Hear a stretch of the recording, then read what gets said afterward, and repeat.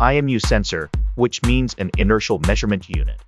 The device can estimate the motion state of an object, including an accelerometer, a gyroscope, and sometimes a magnetometer. IMU sensors are mainly used in such fields as posture estimation, direction control, and navigation, and are used in various applications such as drones, autonomous vehicles, and virtual reality devices.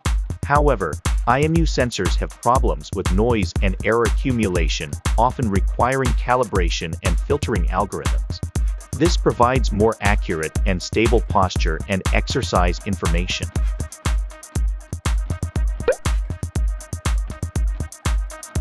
Nucleo F446RE MPU 9250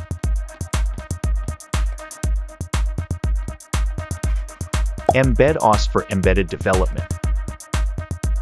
Flutter for attitude indicator.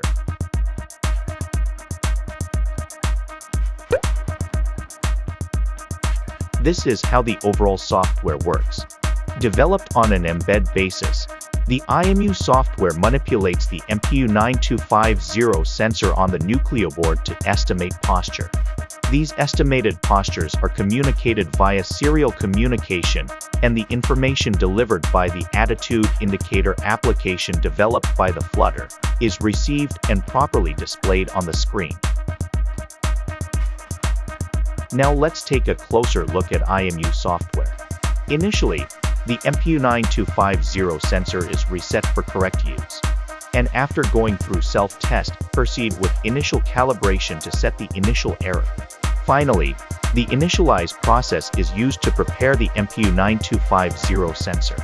It now measures data from the sensor, uses one of the filtering algorithms, Magic Filter, to handle errors and noise, and then uses serial communication to transmit it to the outside world indefinitely. The raw data measured from the sensor is 9 data from the accelerometer, the gyroscope, and the magnetometer. These 9 data are converted to quaternions, go through a Magic Filter, and finally convert them into human recognizable pitch, roll, yaw, and export them. The attitude indicator application simply receives data via serial communication from any device and displays it appropriately. I'm not going to talk about the Flutter in this video. I put all the code used in this project on GitHub. Please refer to the video description. If you'd like a video with more details on Mbed or Flutter, please leave a comment. Thank you for watching.